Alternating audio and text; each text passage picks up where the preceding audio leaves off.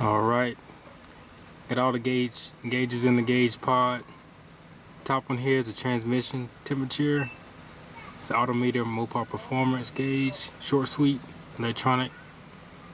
This is the Autometer ultralight air-to-fuel ratio. It's a wideband air-to-fuel ratio. And then the bottom here is the oil pressure gauge, full sweep, mechanical.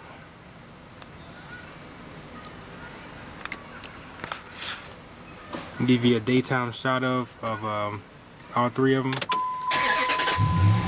Anything out because all it is Tom Cruise. I don't have the bung in the exhaust yet, so once the air-to-fuel ratio initializes, it's going to stay around 14 to 15 on the numbers. This is how it is during daytime. Again, don't have this one hooked up yet to the exhaust, so that's the reason why I'm just reading the same reading.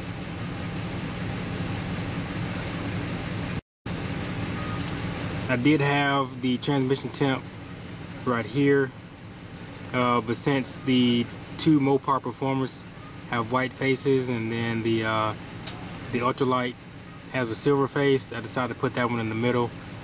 The ultralight doesn't light up. The two Mopars do light up blue. They kind of have some false advertisement online. At Autometer says it does illuminate and includes two bulbs, but unfortunately it does not illuminate. It has red and green. Red, yellow, green, and then red on the outside here. But as far as the backlight, it does not have any type of backlight. When you do hook up the lights though, the dimmer does dim the actual numbers, but again, there's no backlight. Okay, back here we have all the connections to all three gauges. Again, the top gauge is the transmission temp. Middle gauge is the air-to-fuel ratio. And then the last one there is the mechanical oil pressure. As you see, I have the capillary line that comes with the kit. A lot of people have negative feedback on that, but quite honestly, if you install it right, nothing's gonna happen. Keep it away from hot exhaust. Anything that's hot, it'll last forever. Make sure that the brass tubing is correctly pinched on it. Won't have any problems. Zip tied all the wires down. So these are the main wires here, as you see. And then the wire there is from our alarm LED. The wires here that are zip tied in a bundle go to the air-to-fuel ratio gauge. They give you a lot of wiring. I'll say probably about 8 feet worth, so more than enough. But after I got all three gauges, I just zip tied everything together, make it look a little bit cleaner.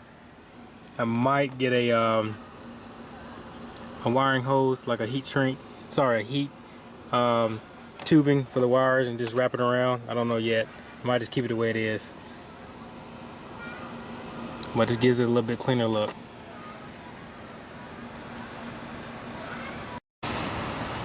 Alright, here's where all my wires coming out at, including the air-to-fuel ratio wire. Again, I don't have this one hooked up yet. This is the plug that will go into the actual O2 sensor.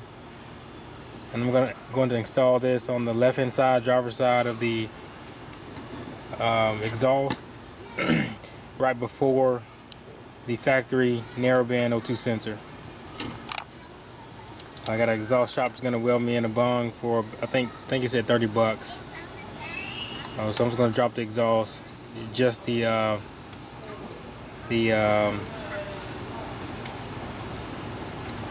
sorry, I had a brain fart, but just the cat, and then having the cat with the pipe on it, and then having welding the bung to it. So I should have this hooked up by Tuesday, hopefully, because I need to have my wife's car to do that. But pretty easy install. probably have about, say, 500 gauges and the gauge pod and accessories. I pretty much got all my gauges less than retail price, either by a few dollars or by a significant amount. The one here I got on Amazon. I got it for $198, I believe, and on Summit and everybody else, they usually sell them for about $229 or $240, I believe. The transmission temp, I got it from Mopar Super Center.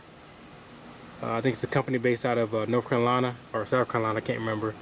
But they have crazy deals on everything they have in stock online. Check them out, real good deals. Sometimes they go up and down on shipping, so that can cost you, but quite honestly, you still will come out cheaper buying it from them. And then the oil pressure gauge, I got that one again from Mopar Super Center. Again, crazy deal on that one. I believe I got it for like 60 bucks, 50 or 60 bucks. After shipping, maybe around 70, I can't remember. And I can't remember how much I got the transmission temp for. May have been around 100 or 120. I can't remember. But everything so far, I think is coming out to around 500 for everything. A little shy of 500. But this is my whole gauge pod. Now I'm gonna start tuning. Probably get a tune for Hemi Fever with SCT, and then go from there. Heads and intake, cam. So I have everything I need to start getting my tune on. If you have any questions, just give me a shout. I'll be glad to answer them. The only downside I have about the wideband, the new wideband I have, is just the backlight. I thought it would light up at night, but I don't think it lights up with the LEDs and the LED numbers, and then the LEDs on the outside.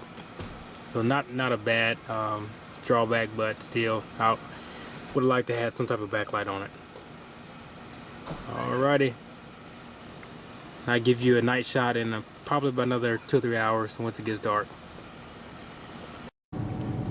Alright, well, here are the gauges at night. Again, the top one's a trans temp gauge, the middle one is the air to fuel ratio, and the bottom one is the oil pressure gauge. So again, the only thing I don't like about the air to fuel ratio gauge is that it doesn't have any type of backlight. But I mean, quite honestly, at night with the LEDs and those numbers lit up, that is enough light for it. But here's all my gauges. Hopefully next 2 or 3 months I'll start performance mods. I'm gonna start with a custom tune from Hemi Fever, with his SCT tunes. Check him out. It's got a real good price on the SCTs with unlimited tunes for the customs. Again, if you have any questions, just shoot me an email or just ask me something on YouTube. Alright.